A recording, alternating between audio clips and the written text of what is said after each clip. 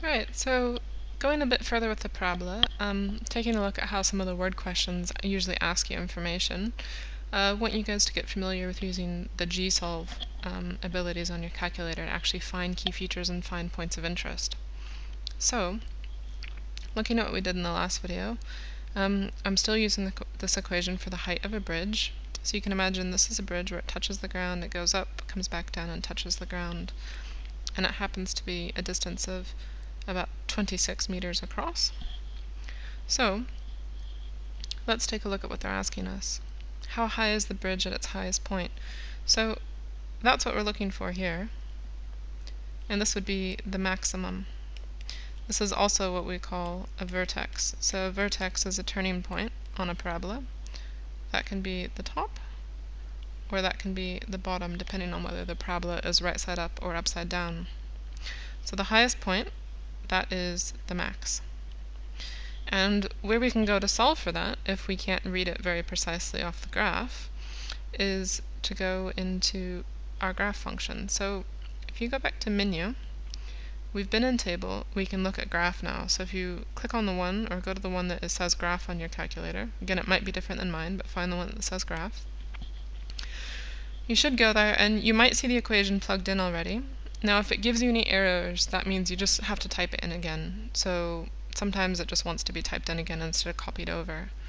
And from here we can go ahead and click on draw because we have to look at it. So here you can see it's giving me that error. What it's asking me to do is actually just retype it. It hasn't copied over because I'm missing a time sign or whatever it is. So I'll just rewrite it, just typing directly. Negative 0.2 times x bracket x minus 26 bracket. Oops, I didn't get the x.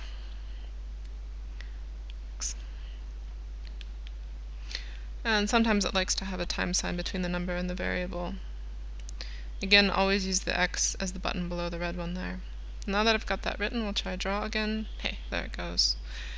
And again, you can use these gray arrows to shift your graph around. But a really important thing is for GSolve is that you have to be able to see everything important in the graph. So for instance, if this is what I'm seeing in my graph window, I won't be able to find the max of my calculator because it can't see it, it just doesn't know it exists. So you need to think about arrowing around to get it where you can see all the key features, which would be the intersections and the vertex or the turning point. A shortcut for that can sometimes be zoom and auto. If you don't like that though, you can be more precise. So here I maybe want to see a bit more, so I'll zoom out and then press enter. It'll give me more of a picture. But as long as you can see all those important points, you'll be okay. So I'll just go back to zoom auto because that, oh, again here I don't really like that. So let's zoom out. Oops, wrong way. I want to zoom in.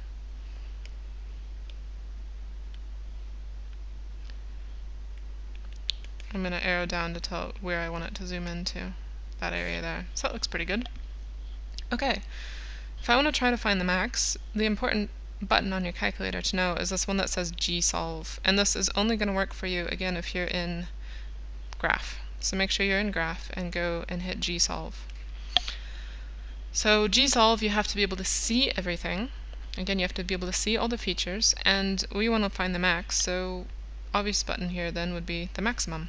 So click on the maximum, and look, it takes you right to that, and it'll tell you the maximum here is actually at x equals 13 and y equals 33.8. So my point here would be 13, 33.8, but that's not a very good answer in the context of this problem. How high is the bridge at the highest point? Well, which of those is the height? Is that the 13 or the 33.8? And again, this is the d, and this is the height. So 33.8, we would say 33.8 meters is the highest point. Okay. To get out of that, just hit exit, and you'll be back to the whole thing, and draw again, you can see it. Next question. A post needs to be placed from the ground up to the underside of a bridge at a distance of 5 meters from the start of the bridge. Sometimes a picture is helpful, so let's look at what we're talking about. A post, like a vertical line, needs to be placed from the ground. This is ground level here, that's the ground, up to the underside of the bridge at a distance of 5 meters. So this is what I'm looking for here. I need to put in a post that looks like so. Use your equation to show how tall the post will be. Sorry.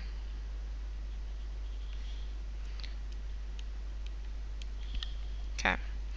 So by using the equation, what they want us to do is put in some important information to the actual equation they've given you here, but let's figure out what it is. The number, what's the number they've given us here? A distance of 5. That's a d equals 5. So that button right there tells me, sorry, that information right there tells me d is equal to 5. And they want me to find how tall the bridge is. That means here they're looking for what is h. So to actually use the equation, what they really want you to do is just show some substitution. So for instance, our equation is h is equal to negative 0.2 d, comma d minus 26. I can replace the one that I know. And the one that I know is not h, that's what I'm looking for, it's actually d is 5. So let's try this. H is equal to negative 0.2 times 5, bracket 5 minus 26, bracket. So I've literally replaced the d with the 5. So substitute known into the equation. And this one's rather straightforward. You could just put into your calculator negative 0.2 times 5, bracket 5 minus 26, bracket, enter, and you'll get your answer. But let's look at how the calculator can actually go for it too, just so you know this utility is there for you. If you go back to gsolve again, inside of graph, we have some information here. We've got root, max, blah, blah, blah, all this stuff here. If you hit that arrow over button, meaning some more options, let's look at what those more options are. We've got Calc and X Calc. So these are the two ways which you can determine a value on the graph if you know one and are looking for the other, but it's important to remember which one to pick. So if I click on Calc, it's asking me enter the x value. Do I know an x value? Well, I do, in fact. That's the d equals 5, so that's the correct option. So I'm going to put in 5 because I know my x, I know d, and I'm looking for y. If you want to put that in brackets for yourself, remembering that x is the d and y is the h. I know x, I'm looking for y, so I'm going to use Calc.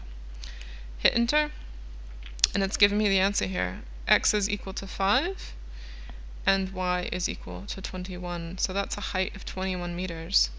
So my answer here, I would say h is equal to 21 meters. And something that's interesting about parabolas here is just that symmetry. So I would expect 5 meters from the end, that should also be 21 over here as well. Okay, so that's using gsolve for the for the y calc. Let's look at the next question. A support needs to be connected under the bridge at a height of 20 meters. So what have they given us here? They've given us a height of 20 meters. So I know that that means h is equal to 20 meters. I can just say 20 for now. Use your equation to show how wide. Well, what's wide mean? That's talking about the distance. So this, in a sense, is d equals what? So use your equation to show how wide the support will be. Again, to use the equation, we just need to show some substitution. So we know h is equal to 20. We're looking for d. So let's say 20, replacing h with 20, is equal to negative 0.2 d, bracket d minus 26. So I don't change the d because I don't know what it is, but I'm showing how my equation is actually going to solve for this. Now, if you're good with your algebra, you can go ahead and solve for this, or you could use solver in your calculator to solve for this. But again, because we've got this thing graphed, I can use gsolve, and in this case, I know h, and I'm looking for d. So remember, h is really a y, and d is really an x. So if I go into gsolve, go over, if I try ycalc, it's asking me for an x value. Do I know what my x value is? I don't. I'm looking for it, so I know that's the wrong option. Go out. Try again, xcalc. So if I click on xcalc, it's asking me for a y value, and I know my y value here, it's 20, so I'm going to say 20. Okay, so here d is going to be equal to 4.69 meters. Now again, because of that symmetry with a parabola, remember it's got to be connected at two different points here at a height of 20.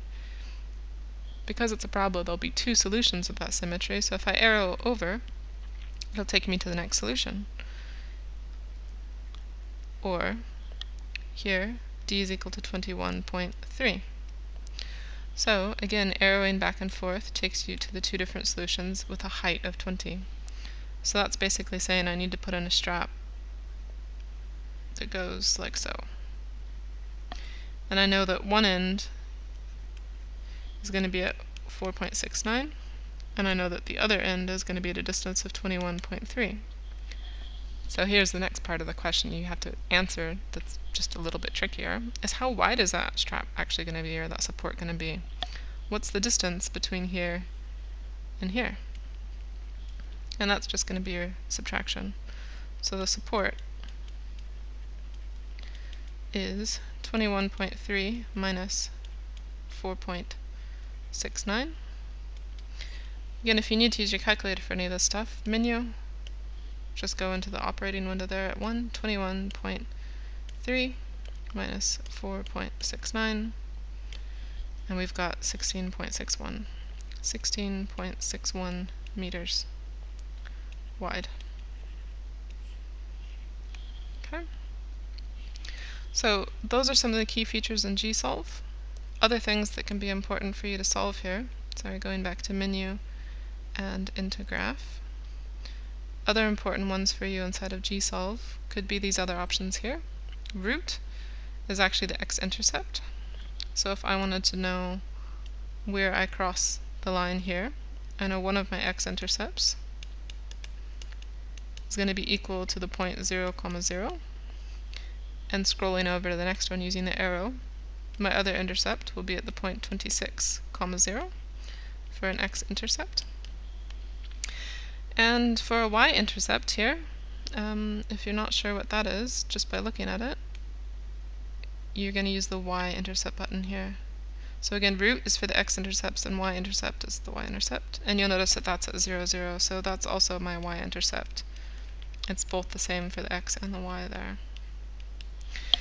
You also know how to solve for your max and solve for distances using X Calc and Y Calc.